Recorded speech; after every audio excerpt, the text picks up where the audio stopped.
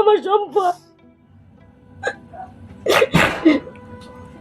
আমার পিছনে যে ছেলেটিকে দেখতে পাচ্ছেন ওর নাম হলো শামসুল আলম, পিতা হলো খালেক সর্দার, না? জি।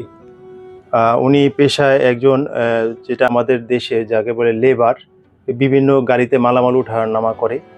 আর এই যে পিছে যে ছেলেটা দেখতেছেন শামসুল আলম, ও খুব দুরাগ্য রোগে আক্রান্ত, অর্থাৎ তার লিভারে বড় ধরনের একটা সমস্যা। তার জন্য আজকে আপনাদের সামনে সে দ্বারস্থ হয়েছে। রমজান মাস, এই রমজান মাসে অনেকে জাকাত দিয়ে থাকেন, অনেকে বিভিন্ন মানুষকে বিভিন্ন সহযোগিতা করে থাকেন। তা আজকে এই ছেলেটি দীর্ঘদিন ধরে প্রায় 10 থেকে 12 বছর ধরে তার বিভিন্ন সমস্যা নিয়ে সে ভুগতেছে, এবং এখন এমন পর্যায়ে চলে আসছে যে ইমিডিয়েটলি সে যদি চিকিৎসা না করে হয়তোবা সে পৃথিবীতে আর নাও থাকতে পারে। তা আমরা মানুষের জন্য আমরা যদি কেউ কারো বিপদে এগিয়ে আসি, বিশেষ করে আমাদের মুসলমান ধর্মে একটা কথা আছে যে রমজান মাসে যদি কেউ 1 টাকা দান করে সে 70 টাকার অর্থাৎ 70 ভাগ সব সে পায়। তা এই রমজান উপলক্ষে এই আল্লাহর বিশেষ এই মাসের উপলক্ষ হলো যে এই ব্যক্তির চিকিৎসা করে সুস্থ করার জন্য আমরা এগিয়ে আসতে পারি। দেখেন, একটা বিষয় হচ্ছে যে সে চিকিৎসার জন্য অলরেডি সে বিভিন্ন ধরনের পরীক্ষার করছে। বাংলাদেশ থেকে সেই যে পরীক্ষাগুলো, অনেকগুলো পরীক্ষা সে করছে ইতিমধ্যে, এবং এই যে অনেক টেস্ট করছে। পাশাপাশি সে ইন্ডিয়া যাওয়ার জন্য সে এই যে ওষুধগুলো কিনতে অনেক টাকা লাগে, যেটা জানতে পারলাম যে ওষুধগুলো কিনতে 10 থেকে 12 হাজার টাকা লাগে, এই প্রায় সময় ওষুধ কিনতে হয়। পাশাপাশি যে এই পাসপোর্টগুলো অলরেডি সে করছে তার পিতা মাতা সহ, সে শামসুল আলম নিজেও পাসপোর্ট করছে ইন্ডিয়া, এই যে তার লিভারে যে ট্রান্সফার সেটা করার জন্য সে করছে। তাই আমরা যারা সমাজের ব্যক্তি আছি তারা যদি ক্ষুদ্র ক্ষুদ্র একটু অর্থ দিয়ে সহযোগিতা করি, হয়তোবা সে বেঁচে যেতে পারে।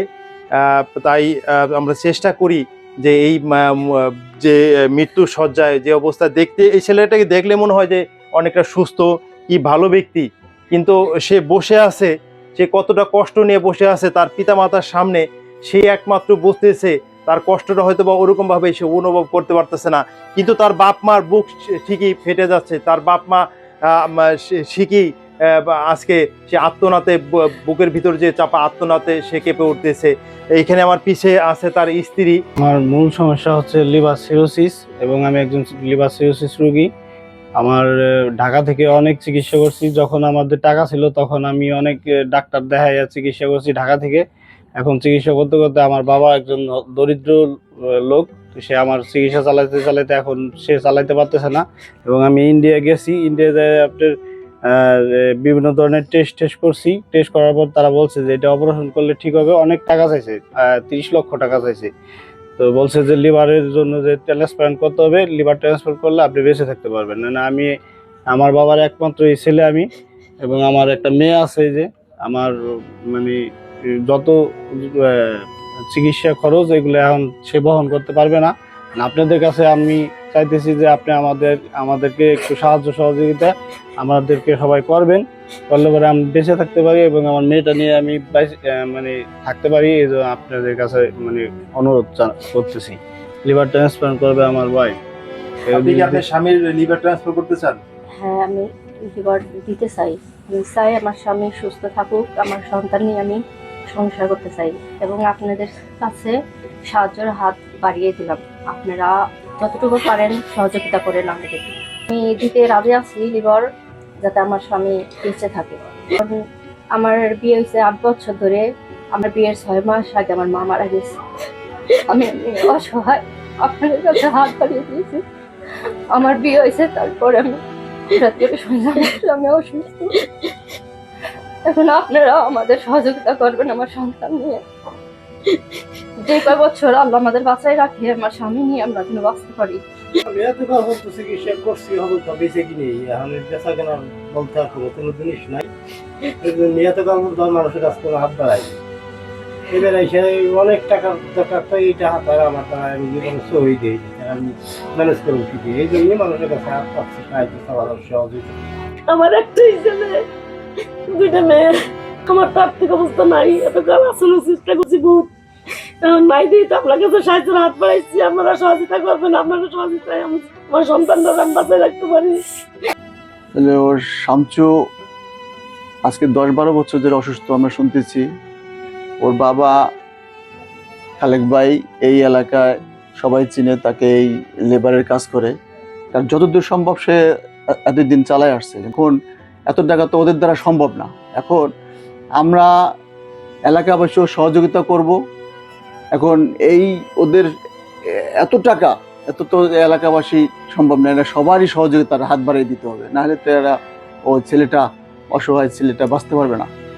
এই যে ছেলেটার আজকে যদি কিছু হয়ে যায় তাহলে এই সংসারটা অকেজো হয়ে যাবে, অর্থাৎ ইনকাম সোর্স বন্ধ হয়ে যাবে। কারণ এই যে ওর পিতা বৃদ্ধ লোক, মানে এখন ছেলের মুখের দিক তাকায় হয়তো বা জোর করে হলেও, গায়ের মানে শক্তি নাই, তারপরে জোর করে হলেও সে চেষ্টা করে একটু কর্ম করে এই সংসার টিকানোর জন্য।